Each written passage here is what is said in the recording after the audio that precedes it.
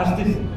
এই প্রস্তাবনা যখন এক ভাই বললেন যে মিনিস্ট্রিতে ষড়যন্ত্র হচ্ছে এবং মিনিস্ট্রিতে অনেকে লবিং করছে, মন্ত্রী মহোদয় আমাদেরকে ডাক দিলেন, অর্থাৎ অ্যাডমিনিস্ট্রেটরের মাধ্যমে ডাক দিলেন যে আপনারা আসেন। আমরা গেলাম আপনাদের সমস্ত মিটিং গুলির পরে। তখন উনি বললেন সেই কথাটা, কামাল ভাই যেটা হয়ে গেলেন যে আমরা যদি সেক্টরাল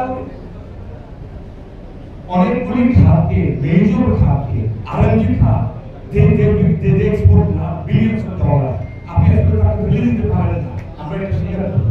আমরা যেটা চেয়েছি সে যেভাবে সরকার হইতে চলে আসে এটাকে বন্ধ করে, সেটা বন্ধ আমরা কিভাবে করছি? 15-30 জন নির্বাচিত হওয়ার পরে, ও আগের কথাটা বলে নিই, সেটা ইম্পর্টেন্ট। উনি আমাদেরকে বললেন যে নমিনেটেড একবারে তোমরা বাদ দিতে পারো না, এটা সম্ভব না।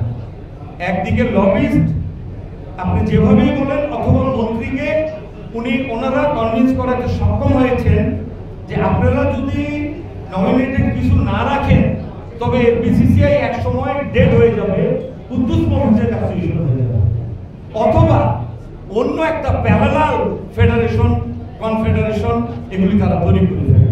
তাদের সেই সক্ষমতা আছে, সেইটার সুযোগটা দিয়ে না।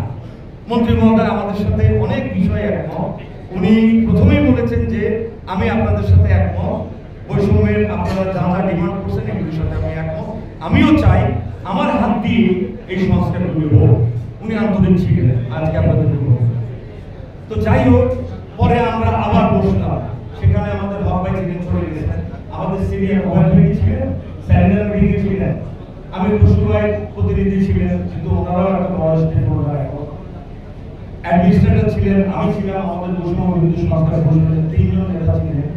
আমরা দীর্ঘ আলোচনা, প্রায় 2 থেকে 2.5 ঘন্টা আলোচনা করে আমরা একটা সিদ্ধান্তে আসি, যে অবস্থায় আমরা পাস করেছি। সেটা হলো 5-5-10 অথবা 6-6-12 জন ডাইরেক্টর নমিনেটেড থাকতে পারবে। তবে 2টা শর্ত আছে, সেটা আছে। একটা শর্ত হলো ওই চেম্বার, সে 6 জনের ভিতরে একটা মহিলা চেম্বারকে নমিনেটেড রাখতে হবে, যেহেতু আমার জনসংখ্যার 50%। এটা কিন্তু আমার এটা মাই ব্রেন চাই, বিকজ আমার পপুলেশনের 50% কিন্তু মহিলা, এবং আমাদের ব্যবসায়ীদের ভিতরে সত্যিকার অর্থে মহিলা এন্টারপ্রেনার খুবই কম। চেম্বারে হলো 18% হিসাব করছি, অ্যাসোসিয়েশন হলো ভেরি পুয়ার, অনলি 4%। এটা ইট শুড নট বি। এরকম হলে আপনার ইকোনমি কোনোদিন সাস্টেনেবল হবে না, মহিলাদের সম্পৃক্ততা বাড়াইতে হবে, এটা আমাদের বুঝতে হবে, তাইলে আমার অর্থনীতি আপনার সাস্টেনেবল হবে না। 6-6-12 ভিতরে একটা মহিলা দিতে হবে। আর কিসের ভিত্তিতে হবে নমিনেটেড গুলি? জিডিপির ভিত্তিতে হবে। জিডিপি যার হাইয়েস্ট তারা আসবে, তাদেরকে আমরা অ্যাকসেপ্ট করব। 6টা চেম্বার, 6টা অ্যাসোসিয়েশন। আসলে এখন কিন্তু 6টা রইল না, রইল 5টা চেম্বার রইল, কারণ একটা মহিলা আসছে, মহিলাদেরটাও একইভাবে করতে হবে।